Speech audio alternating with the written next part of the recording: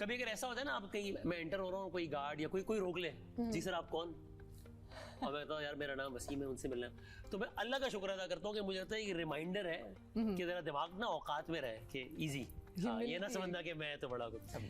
सो एक ये रहता है। और बाकी यार बात ये है कि सीधी सी बात है, कोई डायलॉग नहीं है, ये फैक्ट है कि जिस अल्लाह ने आपको नोबडी से वसीम मदामी बना दिया है, तो वो एक झटके में चीजें कुछ रिवर्स भी हो सकती हैं, तो इंसान अपने आप को वल्नरेबल ही समझे, बेशक, तो थोड़ा दिमाग औकात में रहता है। माशाल्लाह, दैट्स सो ट्रू। भी आपने वैसे जुनैद भाई की बात की, एंड मैं अब थोड़ा सा पर्सनल साइड पे आ रही हूँ, और अगर आप चाहें तो मैं वहाँ नहीं जा सकती। नहीं। जिस स्टूडियो में हम शूट कर रहे हैं, मुझे इससे आमिर लियाकत साहब याद आ जाते हैं, बिकॉज मैं उनको यहाँ उनके मैं शो पे आई हुई हूँ, इधर ही उनका सेट होता था।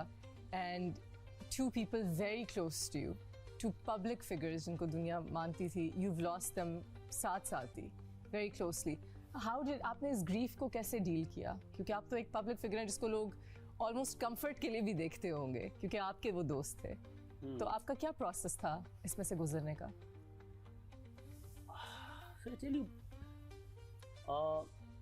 अभी जब मैं बात सुनता हूँ ना इसका जो आप कह रही है, तो it is still so unbelievable कि यार अमजद चला गया यार। अमजद साबरी से तो बड़ी बड़ी दोस्ती है, तू तराक वाली बात भी कर लेते थे कभी कैमरे के पीछे। अच्छा यार अमजद यार क्या कर रहे हो, तो यार अमजद चला गया।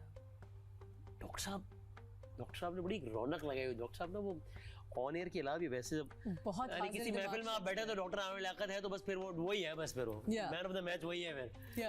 इट्स ऑल अबाउट डॉक्टर साहब। देन डॉक्टर साहब ने रौनक लगाई हुई है। अल्लाह है आप जलाए। डॉक्टर साहब चले गए, जुनैद भाई को तो बिल्कुल ही मतलब यानी समझ नहीं आती। तो ये ना अभी भी कहीं ना कहीं मैं अपने आप को ना ये बता रहा होता हूँ कि ये शायद ऐसा कुछ नहीं है, या मैं बात भूल रहा होता हूँ। यानी जुनैद भाई के जाने के बाद मैंने आज तक कितने साल हो गए ना, मैंने उनकी एक भी नात नहीं सुनी है। नहीं सुनी गई? मैं उसे सुन नहीं सकता, मैं नहीं सुनता। टू दी एक्सटेंट रमजान का महीना था, मैं सोने की तैयारी कर रहा था ट्रांसमिशन के बाद, सहरी के बाद, तो मुझे ना कान में वो कोई नीचे लगाया, बाहर बैठे हुए गार्ड ने लगाई हुई क्या तो वो कभी अमजद भाई की कवाली, कभी जुनैद भाई की। मैंने बंद करवाई उससे, है बंद करो यार, ये कानों में आवाज आ रही है। सॉरी। तो मैं पानी भी लूं? पानी लाएं प्लीज, पानी।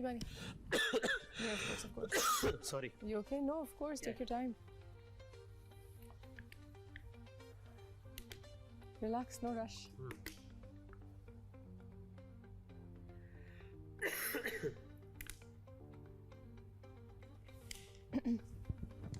एक टिश्यू भी ला दें।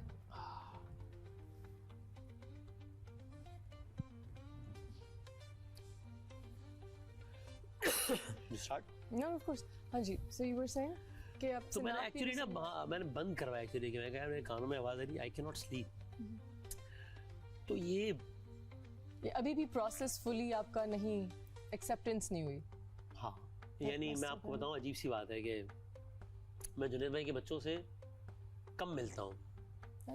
हाँ, जुनैद भाई के बच्चों से मैं कम मिलता हूँ। अच्छा। हाँ, क्योंकि वो मुझे बाद में इतनी एम्बैरेसमेंट होती है कि 2-4 मरतबा ये हुआ कि मैं उनसे मिल रहा हूँ, वो बेचारे अच्छे मूड में सब भूल भुला के बात कर रहे हैं मुझसे, और वो मैं इमोशनल हो गया, तो उनका भी मूड, मतलब मुझे शर्मिंदगी होती है कि यार मैंने इनको भी उस फेज में ले गया मैं। और तो ये बड़ा बहुत ही I can understand। वैसे मैं कहूँ कि पूरी नेशन अभी तक इस लॉस को नहीं एक्सेप्ट कर पाई। हम सब उस ग्रीफ में हैं। बल्कि मैं भी अगर कोई वाइटल साइंस का गाना सुनूं, मैं तो वो वाले गाने सुनती हूँ उनके, मैं तो उस दौर से हूँ। तो मुझे भी अभी यकीन नहीं आता कि my God he is not here, he is not. And अभी हमारे शो पे फैसल कपाडिया थे, स्ट्रिंग्स के जो फैसल कपाडिया, तो उन्होंने अपनी मेमोरी सुनाई, जो उनका पहली परफॉर्मेंस थी, तो उसमें जुनैद भाई वहाँ थे और उन्होंने उनको बहुत इंकरेजमेंट दी, और उनकी एक बड़ी खूबसूरत मेमोरी वाबस्ता है उनसे। सो उन्होंने हम सबको कहीं ना कहीं जुनैद की बातें तो है ना अभी तक मेरे सामने, जैसे यानी मैं एग्जैक्टली विजुअलाइज कर सकता हूँ कि यहाँ बैठ के जुनैद भाई मुझे ये कह रहे हैं, यहाँ बैठ के मुझे ये एग्जैक्टली आई कैन विजुअलाइज। लेकिन वैसे आप कितने लकी हैं कि इतनी बड़ी बड़ी शख्सियत जो थी, जिनको हम आइडल्स मानते हैं, they were so close to you और आपके पास कितनी खूबसूरत मेमोरीज हैं, पर्सनल मेमोरीज हैं इन सब के साथ, तो ये तो आपके पास एक खजाना है। no doubt about You're very blessed, अल्हम्दुलिल्लाह, माशाल्लाह। इंक्लूडिंग उमर भाई, उमर शरीफ साहब, क्योंकि उनके आखिरी दिनों में मेरा बहुत ज्यादा अच्छा, राब्ता उनके रहा, साथ भी? बहुत ज्यादा। हाँ, अच्छा, वाह। सो और उमर भाई के साथ मैंने 2 सीजन भी होस्ट किए, हरदमा पुरजोश के 2 सीजन मैंने साथ होस्ट किए हैं, अच्छा, आज से 7-8 साल पहले।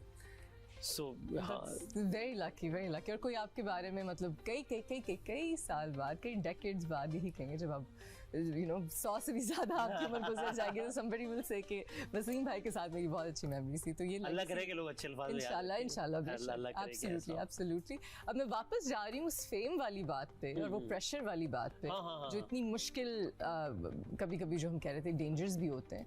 कभी बेगम ने कहा है कि क्विट, बस ये काम नहीं करना है? ये कहती है अम्मी। ये अम्मी कहती? ओहो, अच्छा, मैं अभी छोड़ दूं तो she will be the happiest person. कहती हाँ वो क्या चाहती हैं? But she is not impressed by my fame at all. उनको तो यही अब तक प्रोसेस थी भाई बात कि ये किस तरह का काम है कि मेरा शो रात 11 बजे होता है।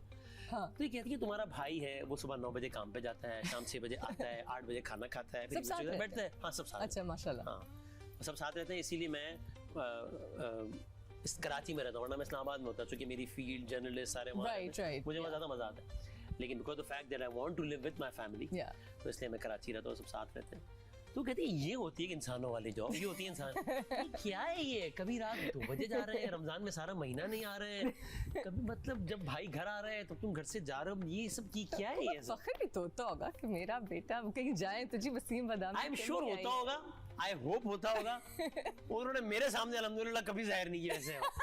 हाँ, वो हम्बल रखते हैं, शायद इसलिए ना करते हो कि औकात में रहे, हो सकता है। सही। हाँ, ये बहुत। बेगम बड़ी प्राउड होती होंगी। हाँ, आई एम श्योर, उन्होंने मेरे सामने नहीं बताया वैसे। क्यूट।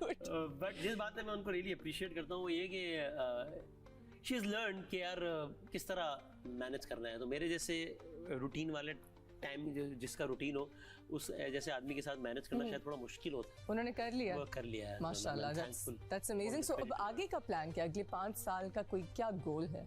चौथा शो, एक्टिंग, पॉलिटिक्स? यार मुझे लगता है कि अब तो जो कर रहे हैं उसमें कोशिश करेंगे जितनी बेहतरी लाई जा सकती हो, और फिर आप चीज़ों को कभी कभी शायद रीप्रायोरिटाइज भी करते हैं। यानी कि आज से 5 साल पहले मैं अपने फैमिली टाइम को जितनी इंपॉर्टेंस देता था, आज से 5-7 साल पहले, आज उससे 100% ज़्यादा देता हूँ। सो मैं अपनी टाइमिंग्स भी अकॉर्डिंगली मैनेज करता हूँ। सो फॉर एग्जांपल शायद आज से 5-7 साल पहले अगर एक तरफ मेरा कोई शो होगा और एक तरफ कोई इंपॉर्टेंट फैमिली टाइम होगा जो बड़ी रेयर सारे खानदान वाले हो, तो मेरे लिए कोई मुश्किल चॉइस ही नहीं होगी कि यार जाहिर है मैंने शो करना है, फैमिली से बाद में मिल लेंगे यार।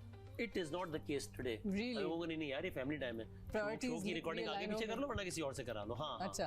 So I think टाइम वक्त के साथ साथ ये भी बड़ा जरूरी होता है कि आप जरा, I think that's very important। एक ही जिंदगी मिलनी है, and you have to यही ना हो कि आप बस लगे हुए balance तो जरूरी है। वसीम भाई, you're a brand।